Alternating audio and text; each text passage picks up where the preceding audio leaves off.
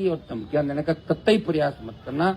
और ये भी ध्यान रखना, हनुमान बेनीवाल की तरफ देख भी लिया और सोच भी लिया तो तुम्हारे नेताओं को भी तैयार कर लेना उस मामले के अंदर। अब की बार जूत पड़ेंगे बराबर, ये ध्यान रखना है। तो भाइयों, हम किसी के खिलाफ नहीं, किसी जाति के खिलाफ नहीं, लेकिन कोई अगर डराने का प्रयास करेगा तो डरने वाले हम लोग नहीं है। ये लड़ाई सच्चाई के लिए हम लड़ रहे हैं।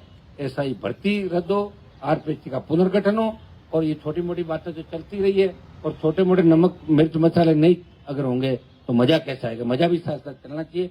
कई मानसिकता के लोग हैं, मेरे समाज के लोगों को कहना चाहूंगा कि गलत टारगेट करके किसी को अपने साथ नहीं किया जाए। हमने तो धरने में सबका सम्मान किया, ना समझ बच्चे हैं, धरने से चले गए, क्या क्या बातें उन्होंने करी और बाहर जाके क्या क्या बातें करी, वापिस हम आना चाहते हैं, वापिस यहाँ कौन एंट्री कराएगा बताओ। तो वक्त होती है सारी बातें। तो भाइयों तैयार हो जाओ। मैंने तो राजपूत समाज के 3 टिकट दिए, 18 में दिए, 23 में दिए, उदयपुर में दिए, तमाम जगहों में दिए और आगे भी दूंगा। मैं आह्वान करता हूँ कि राजस्थान की हर जाति हर वर्ग, हनुमान बेनीवाल की जो पार्टी है वो राजस्थान के सम्मान की लड़ाई लड़ रही है। तुम एक चीज को गलत मोड़ के मत ले जाओ। तो सही सही काम में तुम्हारे मैं साथ खड़ा रहा, उसकी लिस्ट भी साथ जारी करो। हनुमान जी यहाँ काम आए और यहाँ बयान दिया और उसमें मैंने महाराणा प्रताप और महाराज सूरजमल जी दोनों का नाम लिया, तो 2 के लूंगा। और मैंने कोई नाम लेने का ठेका ले रखा है क्या? पहले तो ये बताओ, मुझे किसी ठेका दिया क्या कि भैया नाम आप पढ़ोगे? दिन के बाद ठेका वो बोलते रहेंगे। बाकी उस नाम तुम भी तो लो, नहीं तुम किसका लोगे फिर नाम? सारे अगर मैं ले दूंगा तो तुम क्या करोगे? कुछ नाम तुम लोग, कुछ जो वीर थे मजबूत उनके नाम मैंने ले लिए और कुछ बच्चे हैं। मेरा मूड सही होगा तो अगली बार और ले लूंगा, और नहीं होगा तो फिर नहीं लूंगा, दिमाग से भी निकाल लेना। तो बहुत बहुत आपको धन्यवाद। शिखर चूरू के मेरे नौजवानों को धन्यवाद कि आपने मजबूती के साथ इस आंदोलन के अंदर आए। और अब अलग अलग जिले वाइज हम लोग बात भी करेंगे और बात करने के बाद फिर 25 की जो हमारी रणनीति है उसके अंदर ये लड़ाई आर पार की लड़ाई, इसको सोच लेना। कहीं ऐसा नहीं हो कि टीवी पे देखो, सोशल मीडिया पे देखो और यहाँ मुझे कमजोर कर दो, ये कभी मत करना। ये अंतिम लड़ाई है। अगर खुश हो गए खुश, फिर मुझे मत कहना हनुमान जी नहीं लड़े।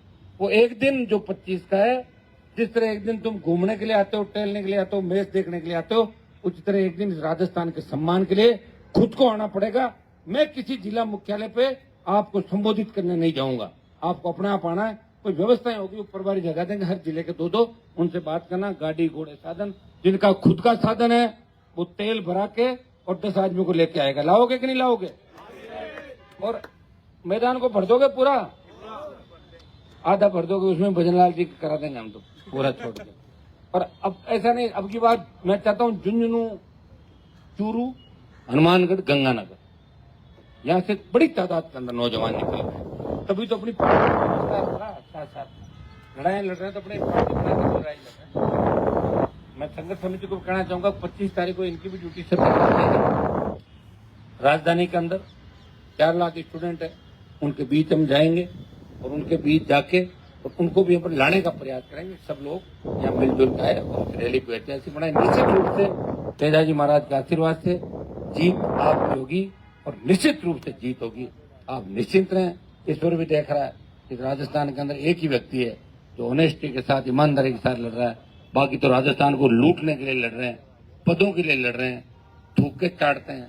दिन में कुछ कहते हैं, दोपहर को कुछ कहते हैं, रात होती है उनके बयान बदल जाते हैं। मेरा बयान नहीं बदलता और मैं ऐसा व्यक्ति हूँ जिनसे लड़ा हूँ, उनसे राम राम भी नहीं करी जिंदगी के अंदर। 8 में वसुंधरा जी को देखा, उसके बाद 25 में एयरपोर्ट भी देखा, खड़ी थी माया। तो मैंने कहा मैडम की यही स्थिति हो गई, बताओ आप देखो किस तरह खड़ी है 15 लोगों को लेके। तो ये पोजीशन साहब किसी को अटेंड करना है, क्या स्थिति बताओ। मैंने तो कहा था और जो कहा कर दिखाया कि वसुंधरा जी नहीं आएगी। अब भजनलाल आ गया तो मेरे हाथ में थोड़ी, मेरी सीटें अगर 15 आ जाती, फिर कोई मुझे पूछता कि किसको सीएम बनाना है, कम ज्यादा पड़ते तो तुम्हारे हिसाब से बना देता सीएम। सीटें नहीं ना मेरे भाई। अब तो कैसे लड़ रहा हूँ मेरा जी जानता है। लोग एक बात तो लिखते ही लिखते हैं कि खिंवसर में भी हार गए। हारा कैसे तुम भी जानते हो, ना समझी की वजह से हार गया। बूढ़े लोग हैं, इतने समझदार नहीं, जल्दी जोश में आ गए, डीजे बजा लिए, सोच रहे बजे आ गए, धरती पे कब्जा कर लिया। वहीं डोलते रहे, डोलते डोलते वहीं ले जाके वापिस टिका दिया। जहां से आए वहीं रह गए। अब तो पश्चाताप होता होगा। समय निकलने के बाद पश्चाताप से कोई फायदा नहीं, समय पे साथ देना जरूरी होता है। और अब की बार आप निश्चिंत रहें, इस आंदोलन के बाद जल्दी अपने कार्यकारिणी का गठन करके और तुम सबको अपने अपने इलाकों में भेज देंगे। बस कभी कभी तुमसे मिला करूंगा महीने 2 महीने में, बाकी तुम्हें अधिकार खूब सारे देंगे कि लोगों को जोड़ो, शेड्यूल कास्ट, अल्पसंख्यक, ओबीसी, दूसरे हमारे भाई, हर वर्ग, हर समाज जो अच्छे लोग हैं उनको जोड़ के राजस्थान की सत्ता पे कब्जा करो, और सत्ता पे कब्जा कर लोगे नहीं तो कोई पेपर आउट होगा।